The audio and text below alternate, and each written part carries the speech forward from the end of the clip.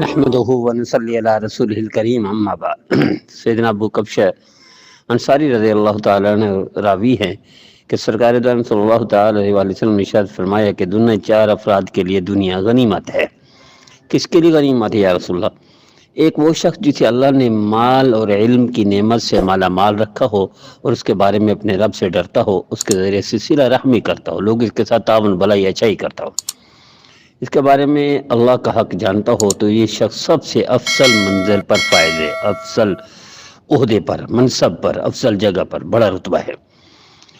اور پھر فرمایا نبی کریم صلی اللہ علیہ وسلم نے دوسرے شخص وہ ہے جسے اللہ نے علم عطا کیا ہو لیکن مال نہ ہو اس کے پاس، وہ خالص اور سچی نیت کے ساتھ اس بات کا اقرار کرے کہ اگر میرے پاس بھی مال ہوتا تو میں بھی فلاں نیک آدمی کی طرح عمل کرتا، یعنی بانٹتا، لوگوں کے ساتھ تعاون کرتا، اچھائی کرتا، بھلائی کرتا۔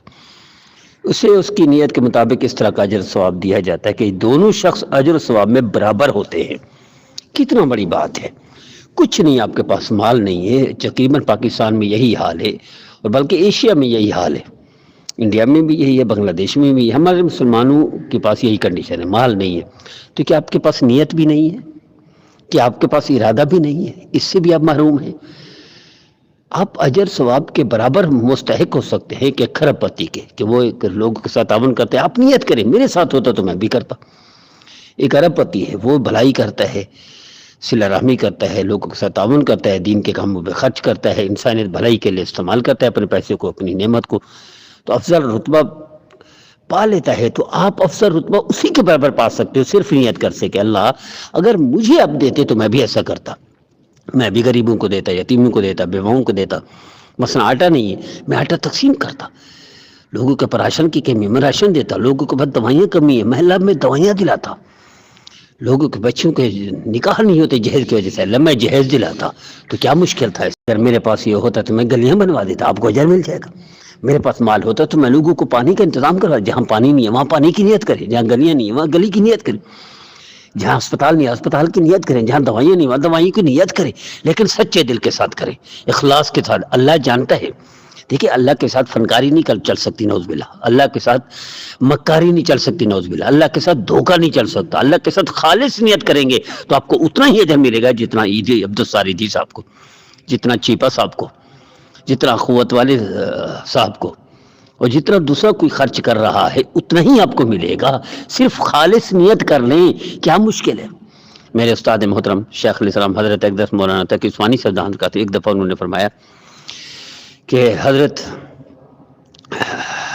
وہ امام اعظم ابو حنیفہ رحمۃ اللہ کے شاگردوں میں سے ایک شاگرد بعض نصیحت خیر خواہی کے لیے 1 سال جہاد کے لیے ایک سال تقسیم، پوری زندگی عبادت میں اللہ کے رسول کی فرمانبرداری میں گزار دی۔ تو جب وہ مر گئے کسی نے خواب میں دیکھا ان کو، ما فعل اللہ بک، کیا ہوا؟ کہنے کہ میں تو معاف کر دیا، اللہ نے جنت دے دی، لیکن میرے سامنے جو لوہار رہتا تھا وہ مجھ سے آگے نکل گیا۔ کیسے؟ کیا وجہ ہے؟ کیوں؟ یہ پتہ نہیں ہے۔ تو وہ شخص جس نے خواب دیکھا تو وہ گیا صبح، تو وہ لوہار کے گھر میں اس کی اہلیہ سے باہر سلام علیک کر کے پوچھا کہ وہ کیا عمل کرتا تھا؟ کہ نہیں اور تو کچھ نہیں کرتا تھا، لوہار تھا میرا، لیکن رات کو آ کر کہتا ہے اللہ تو نے امام اعظم ابو حنیفہ رحمۃ اللہ کو ایسا ایسا مال دیا ہے، مجھے بھی دیتا میں خرچ کرتا، اے اللہ فلاں کو ایسا ایسا دیا مجھے بھی دیتا میں خرچ کرتا، فلاں کو ایسا ایسا نوازا ہے میں بھی ایسا کرتا اگر مجھے۔ اور دوسرا جب بھی لوہا کوٹتا تھا، صاحب لوہار تھا، اللہ اکبر اذان آتی فوراً وہیں جہاں ہاتھ ہوتا تو وہیں رک جاتا تو سیدھا مسجد جاتا۔ کہنے کہ 2 کام تھے، ایک رات کو حسرت بھری دعائیں اور دوسرا دن میں وقت پر نماز پڑھنا، اس لیے ان سے بھی آگے نکل گیا۔